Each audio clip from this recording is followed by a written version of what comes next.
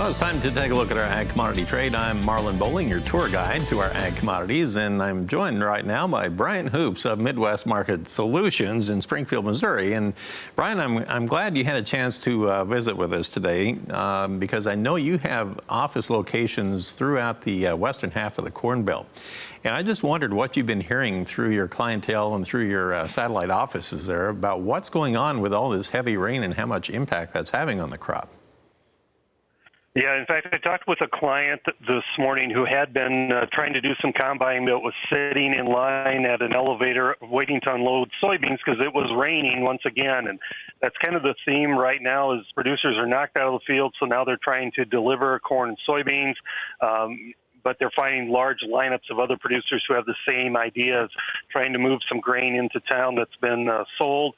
And right now they're getting concerned about yield losses for both corn and soybeans. So much rain has fallen, especially in parts of southern Minnesota and northwest Iowa. They did not have real strong root systems to begin with because of heavy rains this spring and this summer, and it's showing up this fall again where some of the corn is just starting to fall over.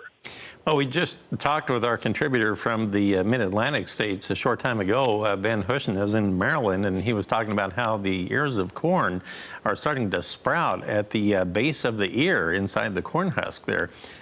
Is that something that you're also seeing in the western Corn Belt this year? Haven't heard anything about that. Right now, just the main concern is getting the crop combined and out of the field before it would fall over, before you start to see some disease presence. We've heard about disease in soybeans in parts of North Dakota where they've had heavy moisture and a lot of fog or heavy dews that kept that moisture around the soybean plant, and that would create some concerns about different types of molds. Well, let's dive into our prices here. And of course, this morning we had that big purchase by Mexico of U.S. corn. It was just under 250,000 tons. On the corn trade, though, we opened up a little firmer. It traded lower overnight. It was interesting. Then we opened up about 1.5 pennies higher. Now we're back on the minus side again by a little bit. So it was kind of a short-lived rally this morning. December corn currently down 0.5 cents at $3.60 per bushel. March down 1/4 at $3.72 1/4. And if we take a look at our soybean market at the present time, we did have double-digit gains on the nearby months. That is gone, but we are still higher. November soybeans 7 1/4 higher at 8.48 1/4. January 6 3/4 higher at 8.62. In the wheat trade, we have that Chicago December contract currently trading at $5.20 per bushel. That is now down 7 cents. It's over a nickel, about 6 cents off our overnight high. Kansas City wheat on the December contract, it's now trading at $5.23. That is down 6. And if you look at Minneapolis wheat, the December contract there is down 3 at $5.81 1/4. We talked about a higher cotton market early this morning.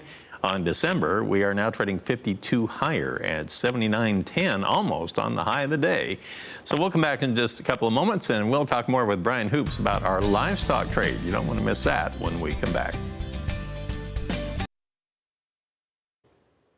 Well, let's take a look at our livestock segment in this particular part of the program. And as we look at our live cattle board this morning, a lot of folks were wondering what kind of reaction the trade would have after the cold storage report came out yesterday. And it did have some rather bearish numbers in it. And the trade did open a little lower this morning. And then it turned around and went firmer about 45 minutes into the trade. And now we're mixed. So there you have that. We have October live cattle down 13 now at 112.05, kind of caught in the middle of our trading range today. We have December live cattle down just 1 tick, a couple of pennies lower at 116.98, and we have February just 1 tick higher at 121.32. So a very indecisive trade here right now. If you look at the feeder cattle trade, that October contract on the feeders would now be trading at 156.35. Gee, it's a nickel higher. We have November now 36 higher at 156.28. So that is actually the biggest mover of the entire feeder cattle trade. And if you look at the lean hog market, this lean hog trade on the October contract is now 95 higher. It's at 61.95, almost on the high of the day. December only 2 cents higher at $57. It had been lower. Brian, talk to me about what's going on in the cattle and hog markets here this morning. What's driving it? Yeah, there's not much really going on today. We had a little reaction because of the cold storage reports in both the pork and the beef markets early in the trade, and now the cattle market's kind of positioning, looking at where the cash direction is going to come from this week. Show list numbers roughly unchanged from a week ago and down just slightly from last year. The cash trade looks to be kind of steady this week.